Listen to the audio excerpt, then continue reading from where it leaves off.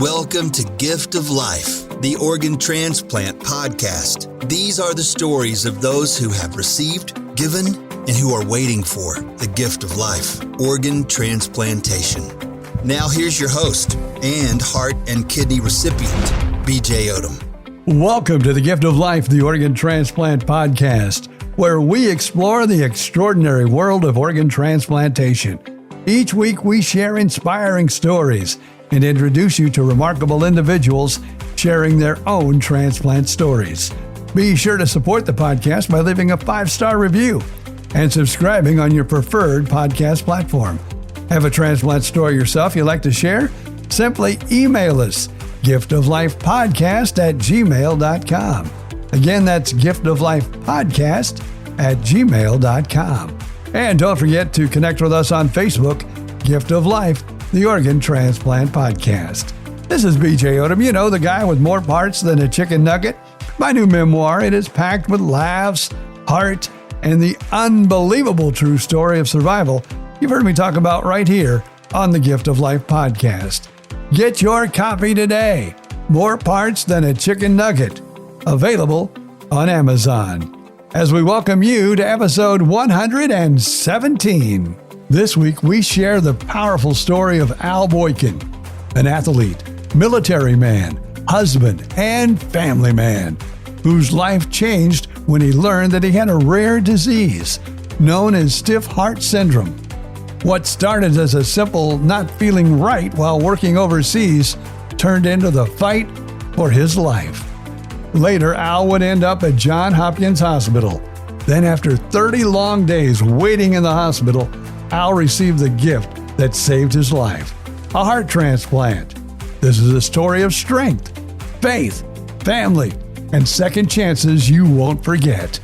We'll meet Al Boykin coming in next. Welcome to the podcast, Al. And as always, we like to start things off by learning a little bit more about you. So I'm originally from Alabama. So I grew up in a rural town called Wedowee, Alabama. And it's down there between Auburn and Anniston, or between Birmingham and Montgomery, down in that area. But I grew up down there. I graduated from high school at 17, enlisted in the Air Force, ended up getting my degree out of Fresno State, and got my commission as an officer in the United States Air Force. So spent 27 years with the Air Force, retired there in 2007. I was all in acquisition and contract management and things of that sort. So out of that, I actually started my own business, and that's what I'm trying to wrap up now, trying to get into that retirement realm. But having your own business has really been a blessing for me and my family, for sure. But I tell you, BJ, I'm ready to move on to the next chapter. And this amyloidosis, disease that I was diagnosed with a few years ago has really changed my perspective on things. I should say, so I'm married. I have 3 kids. I call them kids. They're all grown now, BJ. One of them is in the Air Force. My son, my only son, is actually in the Air Force. He's a captain in the Air Force there in the D.C. area. And I have 2 daughters, also grown, and everybody's trying to do their own thing. But I don't know if you want me to talk a little bit about the diagnosis and what I've been through this last year, because BJ, this is month 11 for me in terms of a heart transplant. Well, basically what I always like to do is start out at the beginning, because every story has a beginning. So where did your journey in the transplant world all begin? Well, I mentioned that I have my own business, and I do training for the State Department. So I was actually on a trip over in Rome, Italy, doing some training, and I started experiencing shortness of breath and just some other complications that we didn't really know what was going on. But that was a week that I was over there. Got back to the States with no major issues, but my doctors tell me that that probably never should have happened. But when I got back to the States, went to Fort Belvoir there in Virginia, to the hospital there, and they ran some tests, and they diagnosed it initially as a pulmonary embolism or blood clot and congestive heart failure. They said, well, if you have that, there's got to be a culprit somewhere. There's something that's causing that. So they ran some other tests, and that's where I was really diagnosed as being having amyloidosis at that time, and that was in 2023. Now, Al, that is the first time I've heard that disease. Can you explain it a little bit to us? Yeah, and to be honest with you, BJ, I've never heard of it myself. My wife and I just did some research, but basically it's where the proteins build up in different organs in your body, and they accumulate. Could be liver, could be kidney, could be heart. And in my particular case, these proteins just started building up in my heart muscles. And one of the tests that Fort Belvoir did, it was a nuclear scan. That's really how they determined that it was amyloidosis. But the doctor said, well, the muscles in your heart are very stiff. And it was because of the protein buildup there in my heart muscle. And as the proteins build up in those different organs, it makes them harder to really work. And that was my case. So we went up to, they kind of transferred us or recommended that we go somewhere because they couldn't really treat amyloidosis there at Fort Belvoir. So we ended up going to Johns Hopkins there in Baltimore. And that's really where we learned a lot about it. That was in 23. I actually went on for another probably year and a half. They were just kind of treating it, doing different tests, checking the heart pressures. And in I guess it was in spring of 2025 that I went in for a follow-up, and they would not let me leave the hospital because they said the pressures in my heart were at such a low level that it was they were expecting some type of an episode, whatever that might have been. So I never left the hospital. Now, before that point, yeah. Did they ever mention transplant to you, or was that word even used up until now? Yeah, well, they mentioned it. They mentioned it in when we transferred up there in 2023.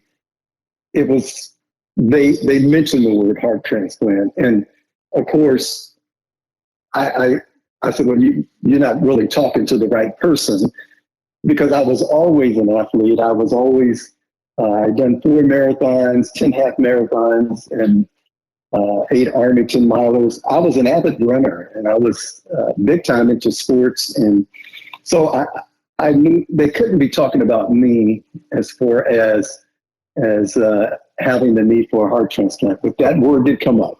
Okay. But they were just trying to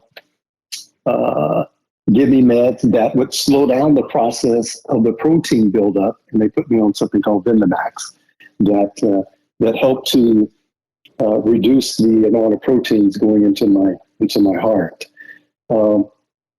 Before I had that follow-up in 2025, the weekend before, I biked 15 miles, and I thought I was doing pretty good.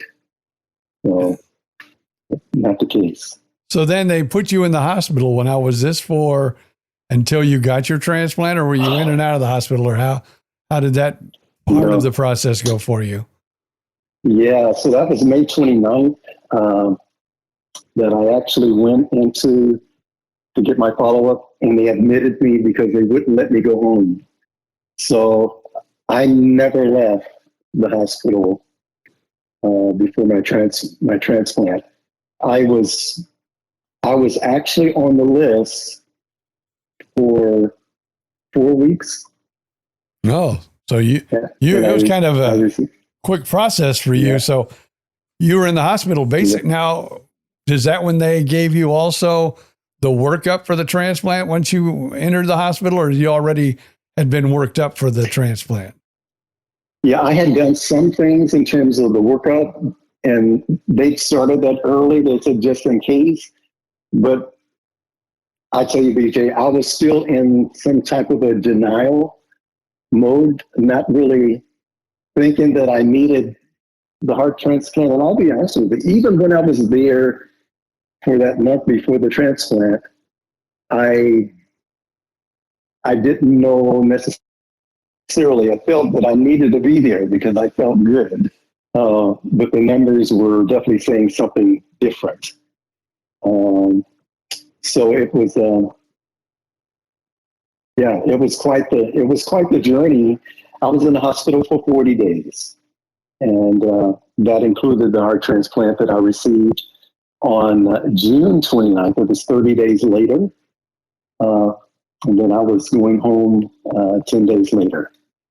Wow. And in a way, I'm going to tell you that is a good story because it did happen so quick and you didn't think or you didn't even feel that degenerated, because a lot of times, the workup of getting back in shape and everything else has been a battle for many people. So how was your recovery then?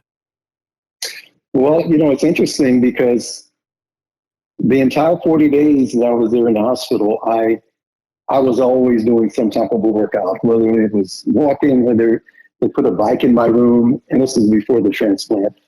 But they said because I was in such good shape and my body reacted. Oh, you still there? Yeah, I'm still there.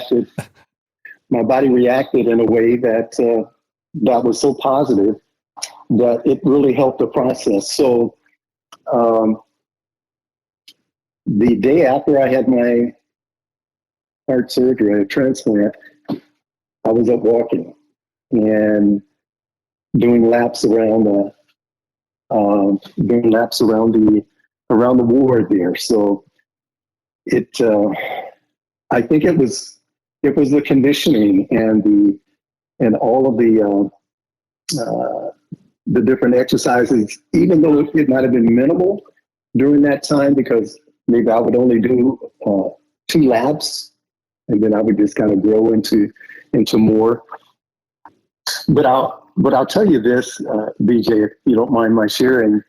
No, go ahead. When I was there, and they had told me that I needed to get a transplant, this was probably maybe 2 days after they had admitted me. And I didn't know of anyone who had had a heart transplant. I'd never met anyone. And then my daughter mentioned to me, she was there, they were all there in the hospital with me, of course. And she mentioned to me, she said, well, Dad, you remember back in the fall, there was a gentleman that you connected with, or it was he and his wife. He had gone through a heart transplant and a kidney transplant at the same time. And as it turns out, and his name is Johnny, Johnny, but he had gone through it, and he has amyloidosis as well. So he had gone through, and I told the doctor, I thought, I wish I knew someone who had a transplant. And I prayed that very day, that the Lord would send me someone that I could connect with, that I could bond with, that had gone through a transplant. And don't you know, that very next day, they connected with me. that was a godsend in itself. And Johnny and his wife Kwan have just been a godsend. They drove up. It was about 3 hours. They were in Fredericksburg down at that time, but they drove to Baltimore and they spent time with me and my wife Kathy. And just looking at Johnny and hearing him and seeing him, and just gave me the assurance that, yeah, you can really do this too. My faith carries me where I need to be. I don't know that I had a lot of fear even as I was going through, because I really felt that the Lord was watching over me and even had me in the right place at the right time, being at Johns Hopkins and working with the doctors and the caregivers and even the chaplains there. So it was just a wonderful team of folks that was taking care of me, and all of that I think was just supported. And here we are. Well, it's kind of funny because I'm going to ask your side of it, because I know when I was told I needed a transplant, I started going to meetings, support meetings, and meeting other transplant patients, which really helped me along the way. And I remember also after my transplant, I would go in different hospital rooms of people waiting. And I never will forget, and I still get that today. I'll go and say, oh, yeah, I had a heart transplant 23 years ago. And people will look at me and go, you're kidding me. You don't look like it. I don't know what they want me to look like, but they go, you don't look like you had a heart transplant. Was that kind of how you felt after you met Johnny there? Like, wow, you look normal. And that's what people always say to me. And I go, well, that's why I got the transplant. That is exactly right. And it had been 6 months since he had his transplant, and both a kidney and a heart transplant. So he walks into the room and he just looks like a normal guy. I mean, he's kind of buff. He's retired Army. We had have a lot in common, but I looked at him. I said, man, I could look like that. I was joking, of course, but just how fit he looked, he did not look like he had gone through something like that. And to your point, I don't know what like that is supposed to look like. But I get that even now, especially after 10 months, that people find it hard to believe that, yes, that's something that I went through 10, 11 months ago, because it has gone extremely well. The recovery has gone well. And I'm still not out of the woods yet. I have my year anniversary coming up, and the right and the left heart cath. I have to do that just to make sure there's no rejection. But I'm looking forward to that. This team of doctors up at Johns Hopkins has been phenomenal. We've been prayerful with this whole thing. My family has come together. And when I say my family, not just my immediate family with my wife and my kids, but all of my siblings, cousins, even other friends. We now have a prayer call every Thursday that has been going on since I went into the hospital, that my wife and my brother set up. So every Thursday we come together and we pray for each other. We pray for family. So again, I think that was a part of the ordering of the steps that the Lord really saw this as an opportunity to bring our family closer together. And that's exactly what has happened through this. Because I have been read. Oh, go ahead. I was just going to say, caregivers are very important in the process. And because, everyone's different. I remember my wife was scared to death, but, she was there by my side the entire time. How did your wife and family handle the whole situation? Yeah, I think, so my wife has just been a stalwart individual. I mean, she has, even though I know she probably had some fears and anxiety, she did not demonstrate that to me. I tell her even now, because she has me on a regiment. She makes sure everything is covered. She really could have been a drill sergeant, I think, in the military. and would have excelled. But she is on top of everything. She handles a lot of the conversations, even with Hopkins and other folks. She makes sure that people that come near me, that either they're either masked or whatever it might be. So she's very. When you talk about a caregiver, I think she could have written a book on that. Absolutely. I tell you, those are the people that make it happen for us. That's for sure. Those Yes, caregivers, amazing, amazing people. So you're doing pretty much everything you dreamt of doing now that the surgery is over.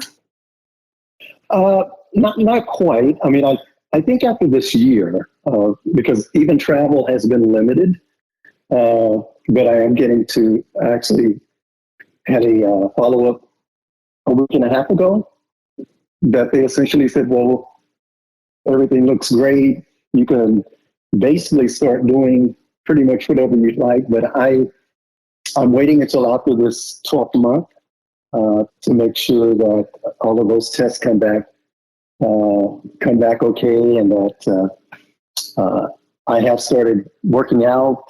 I love to bike, so I think once I get my tire fixed, because I went out and my tire was flat, BJ, and I think somebody did that.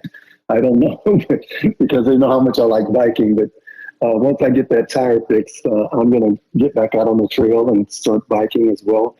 So I feel good from that perspective that I can do those kinds of things. I love to sing. That's been something that I put off doing as well, just simply because I wanted to make sure that my breathing was correct to get back in and start singing again. So I'm going to do that on Father's Day back at my church, that I will be back singing again. So I'm looking forward to that as well. So in answer to your question, yes, I'm getting back to that place to where I feel comfortable doing pretty much anything and within reason that I was doing before. All right. Well, awesome. Yeah. Anything else you want to bring? Now, have you wrote that? And that was probably when it comes to transplants. I had a heart in 2003, kidney in 2015. And the hardest part of my entire journey, I will tell you, was writing the thank you letter to the donor family. Because, I was thinking about them and how they were handling life. And, it was one of those letters. I didn't want to tell them, oh, I'm doing great. I'm back doing, stand-up comedy. I'm doing some radio and you're so happy and you're so joyful. And at the time I was really hesitant to do all these things by telling, the donor family how well I was doing.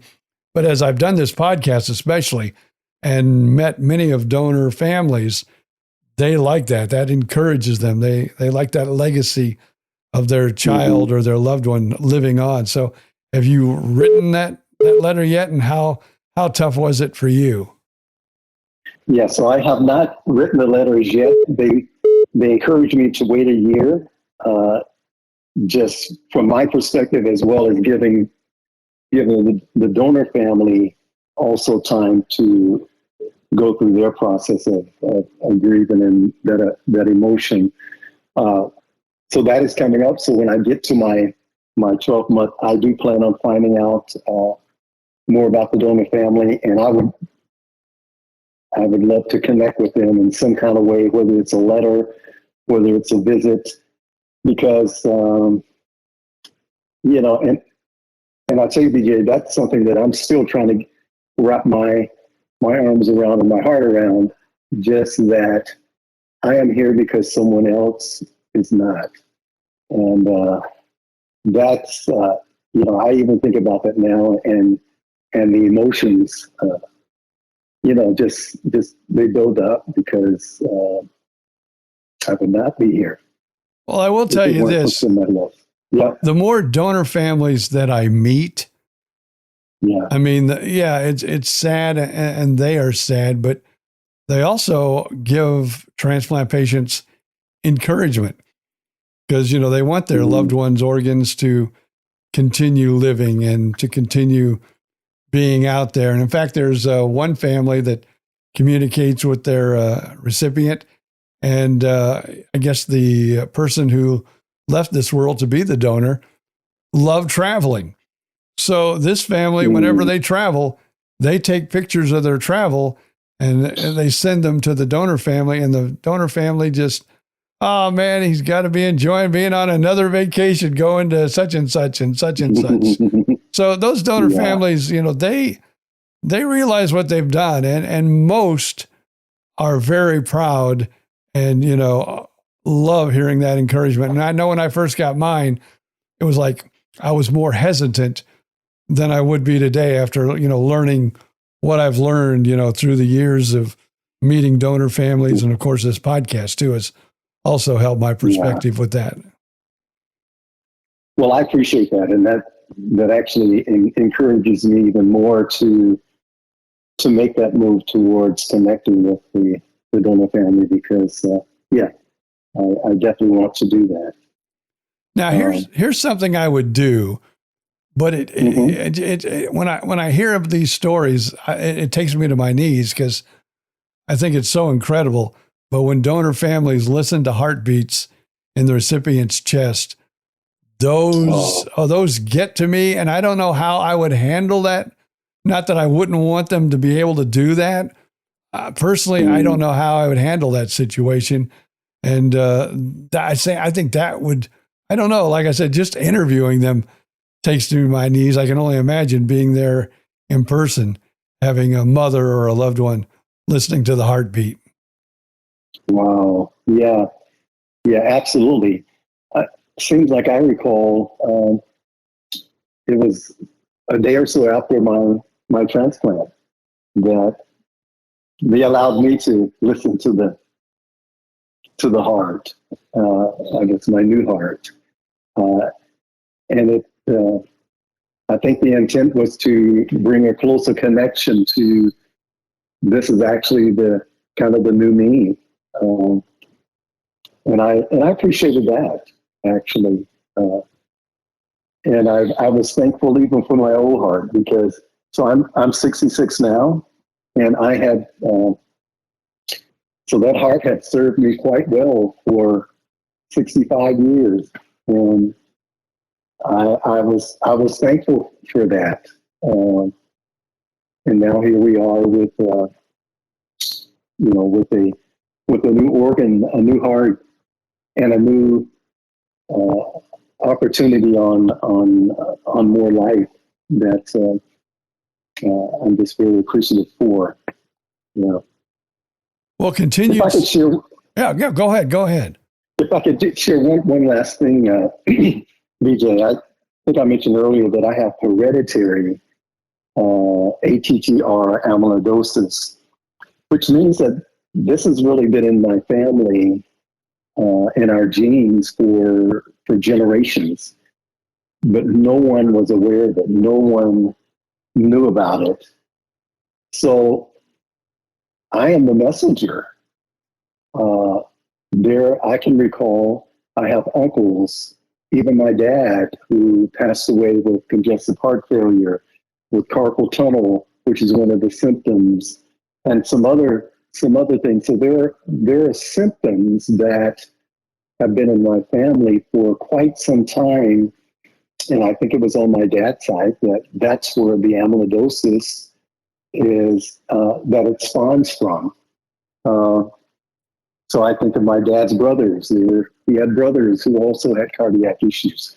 So I think the message in this is that I want to be the voice that can help us better understand that this is something that is within our family, and we need to get tested, because the earlier we find that there is a gene there, it doesn't necessarily mean that you have amyloidosis, but if you're a carrier of the gene, then that means that downrange you could have some complications. So my brother's getting tested. I want my kids to get tested as well, just so that they have the awareness of what's happening. So this does not start with me, but I want it to finish with me, just in terms of us understanding that it is something that is a part of our family. And this is something in the last few years Yeah. have really been discovered, and more That's research is going into it. So, yeah, you know, get those tests and